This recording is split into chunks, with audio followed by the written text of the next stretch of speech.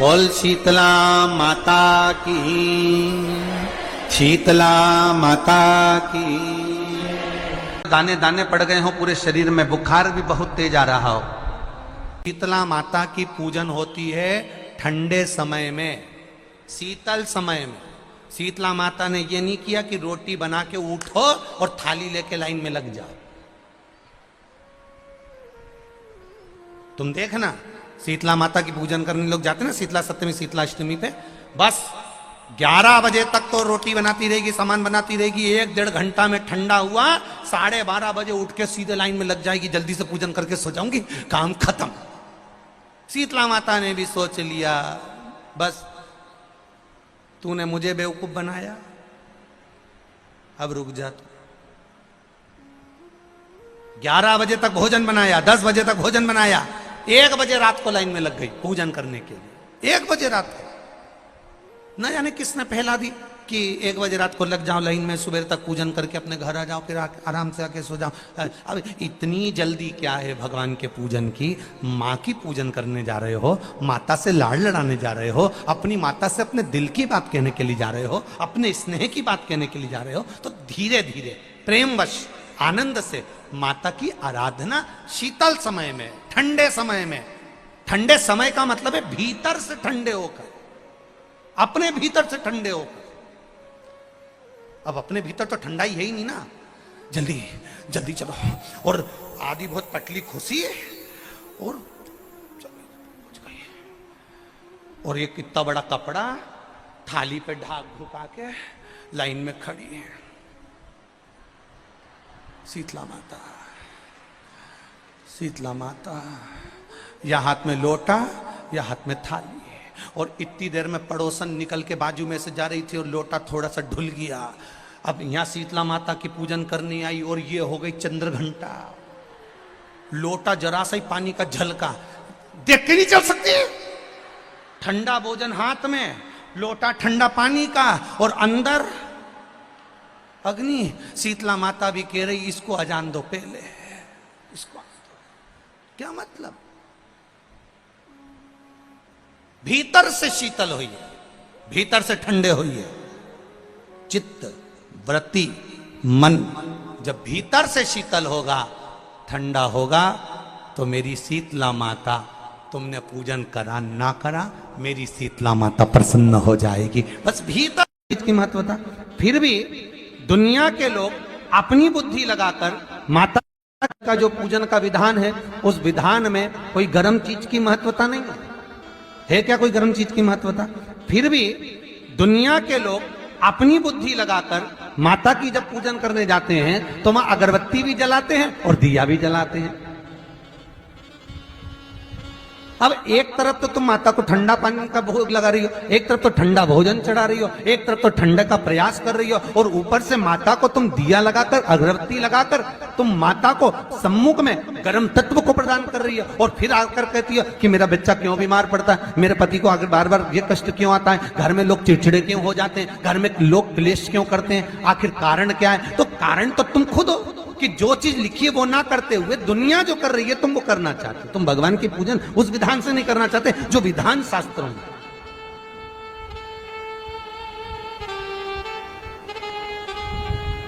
जो शास्त्रार्थ विधान कहता है। महाराज, शीतला माता की पूजन में कहीं ऐसा लिखा है कि तुम दिया लगाना, अगरबत्ती लगाना? शीतला माता की पूजन में लिखा है 1 लोटा पानी लेना, उस जल में पुष्प आदि लेकर माता को ठंडा भोजन का सुंदर भाव से माता का स्नान कराकर पूजन करना, अर्चना करना। कुंकू, चावल, रोली, मोली जो चढ़ा सकते हो, चुनड़ी, वस्त्र आदि जो चढ़ाना हो चढ़ाओ। पर यह नहीं लिखा कि तुम दिया भी लगाना कि अगरबत्ती भी लगाना, क्योंकि गर्म तत्व मत चाहिए माता। वो शीतल है, शीतला। और अगर तुम दिया लगा भी रहे हो, मान लो दिया अगर तुम लगा भी रहे हो तो उसके सम्मुख ना लगे, उससे दूर, बहुत दूर। घर में औलाद नहीं हुई, संतान नहीं हुई, और अंजना माता गौतम बाबा के पास जाकर कहती है, पिताजी मेरी शादी को इतने 42 वर्ष हो गए, विवाह हुए इतने साल। तो जब माता उमा जब प्रगटी तो उनका केश भूमि पर गिरा, और भूमि पर गिरने के कारण उससे एक वृक्ष उत्पन्न हुआ जो नीम का वृक्ष कहलाता, मेवाड़ी का वृक्ष कहलाता। इसलिए साउथ में, दक्षिण में नीम के वृक्ष को स्वयं देवी का प्रतिबिंब माना जाता है। नीम के वृक्ष को स्वयं माता का प्रागट्य उत्सव माना जाता है। नीम के वृक्ष को स्वयं देवी का भाव वर्णित किया जाता है। और बहुत सुंदर बात है महाराज जी, जिसके शरीर में माता निकल गई हो, दाने दाने पड़ गए हो पूरे शरीर में, बुखार भी बहुत तेज आ रहा हो, और पूरे शरीर में माता जी निकल गई हो, एक लोटा पानी जिसके शरीर में माता जी निकली है उसके पास में रख दो, और वो पानी उठाकर नीम के पेड़ में उस व्यक्ति के ऊपर से 7 बार उतार के नीम के पेड़ में डाल दो। 3 दिन के अंदर उसकी माता जो शरीर में निकली हुई है, दाने दाने पड़े हुए हैं, जो बुखार बहुत तेज आ रहा है, उसमें धीरे धीरे आराम मिलना प्रारंभ हो जाता है। यहां तक शास्त्र कहता है कि किसी व्यक्ति को अचानक बहुत तेज बीमार आ गया, बहुत तेज बुखार आ गया, या एकदम, हम तो यहां तक कहेंगे कि ये वायरस चल रहा है, महामारी चल रही है, और कंठ में भी आपको अगर जलन पड़ रही है, कंठ रुक रहा है, बुखार बहुत तेज आ रहा है, शरीर में ताप है, डॉक्टर को दिखाओ मना नहीं है, सब कुछ करो मना नहीं है, पर 1 लोटा पानी अपने ऊपर से उतार कर 21 बार नीम के पेड़ में ले जाकर नाम गोत्र बोलकर डाल दीजिए, और नीम के पेड़ के नीचे की मिट्टी को अपने कंठ पर लगा लीजिए। 20 से 25 मिनट बाद आपको आराम लगना प्रारंभ हो जाएगा। ये उमा देवी है।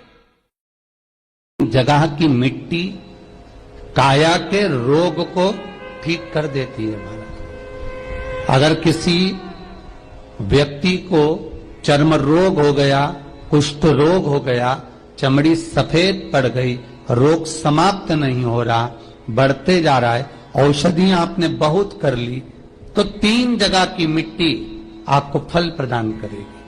पहला, सूर्य कुंड की मिट्टी। स्कंद पुराण सूर्य कुंड कहां पर है? तो कहा दतिया और झांसी के बीच में सूर्य कुंड निवास करता है। उस सूर्य कुंड की मिट्टी को लाकर जिस व्यक्ति को कुष्ठ रोग हो गया हो, शरीर की चमड़ी सफेद पड़ गई हो, स्कंद पुराण कहती है सूर्य कुंड की मृदा लगा लेने से 5 से 7 दिन में रोग समाप्त होने लगता है महाराज। पर सूर्य को सर्वाधिक प्रियता क्या?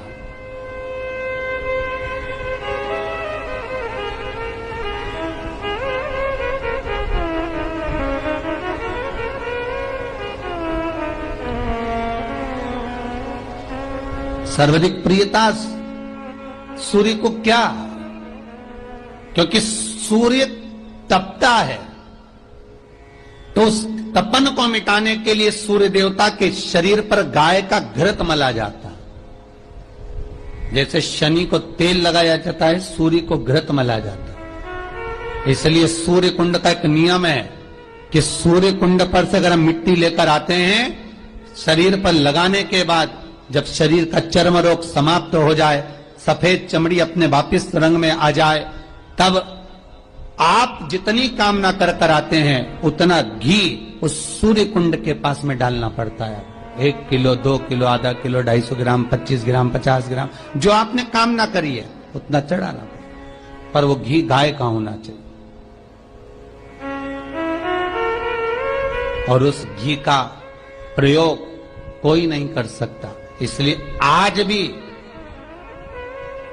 स्कंद पुराण में तो केवल सूर्य कुंड का वर्णन है, घृत का वर्णन है, पर स्थान आज भी झांसी और दतिया के बीच में जो सूर्य कुंड विराजमान है, आज भी वहां पर कुंड के पास में एक घी का कुआं है जिसमें घी डाला जाता है, पर उस घी का प्रयोग कोई दुनिया का व्यक्ति नहीं कर सकता। जो करता है वो शरीर में फपोले पड़ जाते हैं और बाद में सड़कर मर जाता है।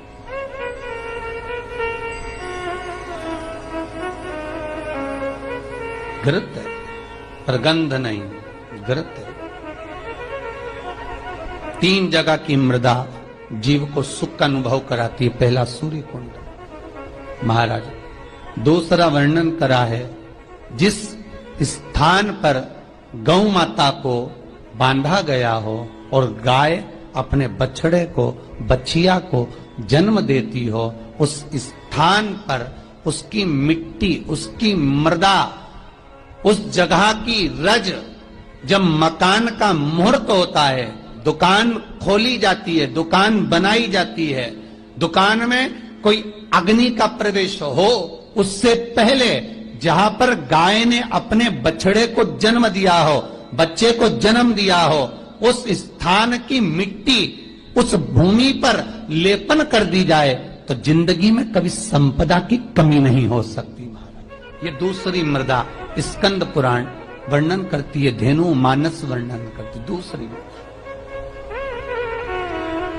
गीता प्रेस गोरखपुर का गो अंक वर्णन करता है।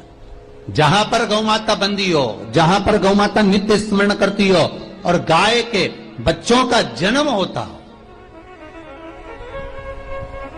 और वो भी देसी गाय, देसी बच्चों को जन्म दे, रुद्राक्ष की उत्पत्ति हुई। जानते हो सब लोग? बोलो तो जम के बोलो, जानते हो ना? फिर भगवान शंकर के नेत्र अश्रु से अंधकासुर की उत्पत्ति हुई। जानते हो सब लोग? बोलो जम के बोलो, ठीक है। तीसरा, भगवान शंकर के क्रोध नेत्र अग्नि की ज्वाला से, उनके अश्रु से ज्वारासुर की उत्पत्ति हुई। ज्वारासुर, जिसको एक असुर का भी नाम दिया जाता है। ये जो बुखार आता है ना, ज्वर आता है, जो बुखार आता है, इसको भी असुर के गिनती में लिया गया, ज्वरासुर। और इस ज्वारासुर को शांत करने के लिए माता शीतला को प्रकट किया गया। और आप गुरुग्राम वासियों के लिए तो बड़ा सौभाग्य का विषय है कि मां शीतला आपके गुरुग्राम में आशीर्वाद देने के लिए सदा विराजमान रहती है। बोल शीतला माता की, शीतला माता की। मां इस गुरुग्राम में माता शीतला अपने भक्तों के आशीर्वाद देने के लिए सदा विराजमान है। ज्वारासुर को शांत करने के लिए मां शीतला को प्रकट होना पड़ा था।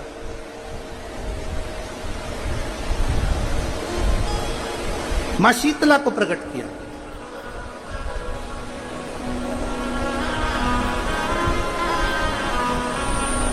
शिव